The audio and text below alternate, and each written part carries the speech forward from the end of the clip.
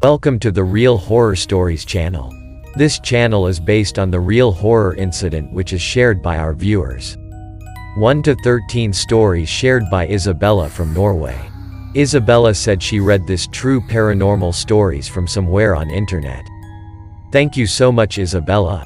First story. The fight. One time, my mother-in-law was sitting in her bed. She looked over and saw a woman sitting in the chair next to her bed, with long pointy fingers and a face with very sharp angles. She was so frustrated and annoyed with the jinns. They see a lot in their house and are no longer afraid, just really annoyed by them, that she reached out and grabbed the jinn by its wrist. She yelled, "Get out. I'm tired of you. Get out." It started to try to pull its wrist away and eventually tried to bite her hand because she wouldn't let go. She pulled her hand away before it bit her and then the jinn vanished. Second story. The jinn and the locket. At my boarding school, we had a few cases of bullying. In one instance, a bully broke a chain on a student's neck. As soon as that happened, the girl started to speak in a male voice while her body contorted in strange positions. It said it was a jinn and had traveled from a faraway place. Meanwhile, the bully's tongue swelled and almost prevented her from breathing. Long story short, teachers were called into the room. Apparently, her parents knew and had gotten the chain for their daughter from a shaman to hold the jinn in. Third story. Communing with children. This happened when my grandfather was Egypt's ambassador to Spain, and was living in Spain. I was 2 years old at that time. My mother said she would see me standing by the staircase constantly talking to someone, and when she would put me to bed, I would stare out the door and say, "Tek tok. Tek tok." Later on, my grandmother mentioned to my mom that she thinks I might be seeing spirits in the house, and when we were talking about it, my grandfather said that the TV in his room turned on and off sporadically and sometimes could see shadows running across the balcony through the slits of the blinds. My grandmother said that it's known little children and animals can see spirits, so when they saw me talking to something, they assumed there was spirits in the house and I was the only one who could communicate with them. Fourth story. The night jinn whispers. A few years ago, when I was on my third trimester of pregnancy, I would only be able to fall asleep when dawn came. Just as I was about to fall asleep one night, I felt pressure on the end of the bed, near my feet, as if someone, very heavy, sat on the bed, which was weird, because I didn't even hear anyone come into the room. No creaking door, no footsteps. Just then, an eerie voice spoke straight into my mind. The language was unintelligible and distorted. I knew it wasn't human. But, to my surprise, I understood what it was trying to say. My brain processed it easily, as if I had learned the language somewhere in the past. It asked me to pray my morning prayer. I was too sleepy and too scared to actually open my eyes. What if its face was suddenly right in front of my nose? So I responded in my head, communicating without actually opening my mouth to say a word. "Later, please, I'm so tired. I didn't get to sleep." After I said so, the weight on the end of my bed lifted. The air, which was previously heavy with presence, became light and clear. I opened my eyes a little and saw the earliest morning light gleam through my window. My door stood still, no one came in or out. I fell back to sleep. Fifth story. The landlord. So apparently, in Saudi, my aunt lived in a house that was always being visited by a particular jinn who used to annoy her family. Once, she was laying in bed at night with her husband. She felt that something was off, and when she left the room, she found her husband watching TV on the couch. When they went back to the bedroom to confront the jinn, it just laughed and went away. Sixth story. Oath of a Jinn. Generations back, one of my forefathers taught Quran, the holy book, to a child from a jinn's family. The jinn child became a hafiz, memorized the Quran by heart.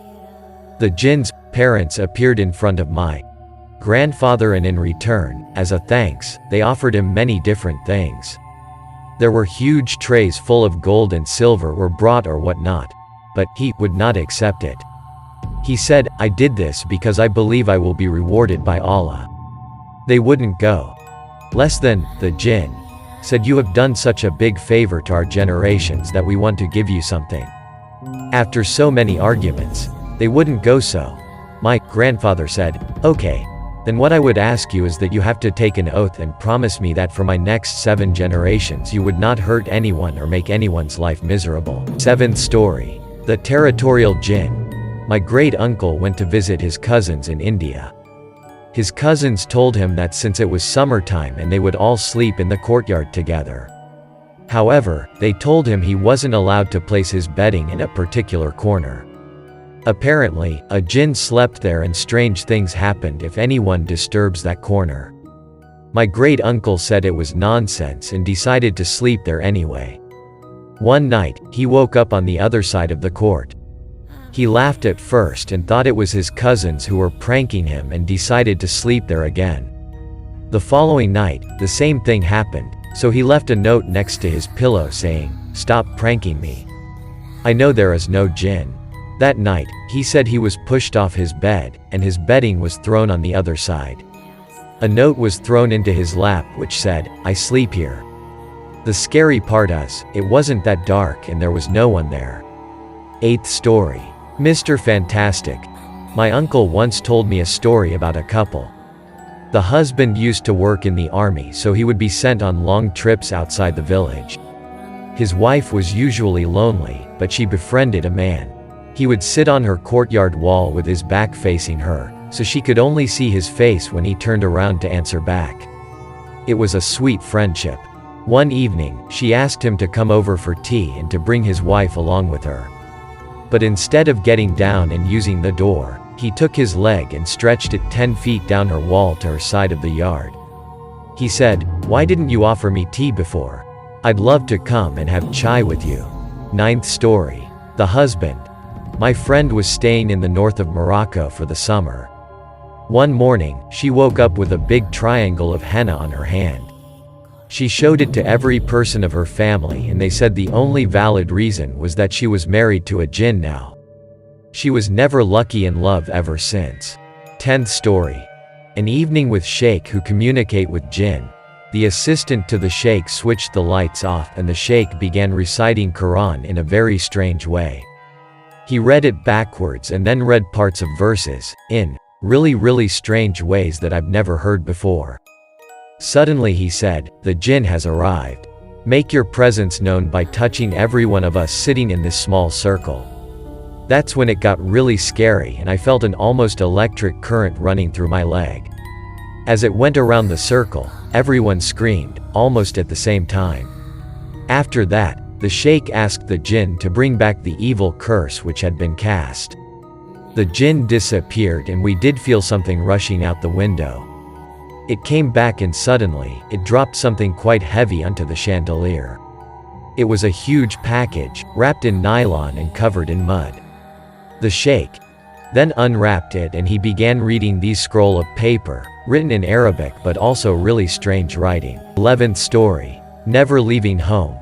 Recently, my mother-in-law was helping her daughter fix up her home and as my mother-in-law stood in the hall, she heard someone whisper in her ear, "You think you can move and get rid of us? Guess what? We are coming too. You will never get rid of us." 12th story. The laugher. My mother was visiting her parents. While she was praying in her room, she heard her mom laughing at her in the doorway. After she finished praying, she went to her mom's room and asked, "Why were you laughing at me earlier?" My grandmother replied, "I've been in bed for a few hours now. I wasn't laughing at you." My mom concluded it was a jinn trying to distract her from her prayers. In the same house, you could hear footsteps walking throughout the house and might feel someone sit on the bed while you're sleeping. I also used to have one in my bedroom. Every night around 3 a.m., I'd hear this old lady crying. We lived in the corner apartment on the top floor and I couldn't find out from where it was coming from. I thought it was coming from under my bed. It got so bad I had to stop sleeping in there. 13th story. The voices. In our old apartment, my oldest niece would wake up around 3 a.m. She would hear what sounded like a party going on and hear all of our voices. But when she would go into the living room, the lights would be off and no one would be in the room.